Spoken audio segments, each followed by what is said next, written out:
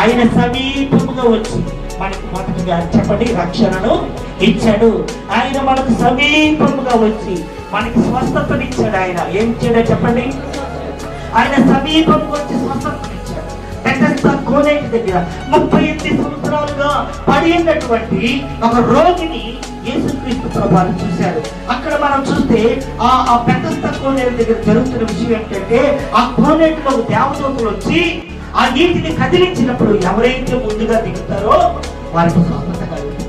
కానీ ఈయనైతే కోనేటి దగ్గరికి దిగలేడు. ఈయనైతే యేసుక్రీస్తు ప్రభు దగ్గరికి వెళ్ళాడు. దేవుని వాక్యం తెలియజేస్తుంది, యేసుక్రీస్తు ప్రభువే యోహాను సువార్తలో మనం చూస్తాము.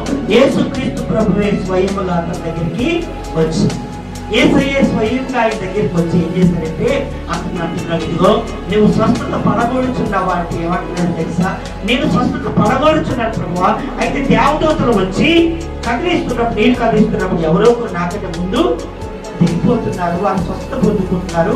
ఇలాగ నేను ఇక్కడికి వచ్చి 38 సంవత్సరాలు అంటే మనం ఆలోచించాలి. యేసుక్రీస్తు ప్రభు వయసు కంటే ఆ రోగము ఎక్కువ. యేసయ్యకి అప్పుడు ఇంకా 30 సంవత్సరాలు 31 సంవత్సరాలు అంతే. కానీ ఇతను ఎంతకాలంగా రోగంతో పడి ఉన్నాడు. యేసుక్రీస్తు ప్రభు పుట్టక ముందు నుంచి ఆ రోగంతో అక్కడ ఉన్నాడు.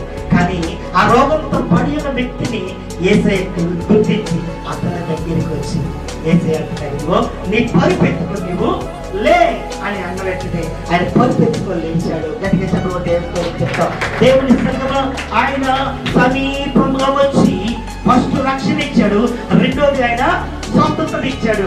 ఈ రోజున నీ జీవితంలో దేవుడు సమీపంగా వచ్చాడని చెప్తున్నారు. క్రిస్మస్ ప్రాంతంలో రక్షిస్తాడని చెప్తున్నారు. అయితే నువ్వు ఏమి తెలుసుకోవాలంటే దేవుడు నాకు సమీపంగా ఉండాలని తెలుసుకుంటే స్వస్థత నీ సొంతమే. దేవుడితో చెప్తా.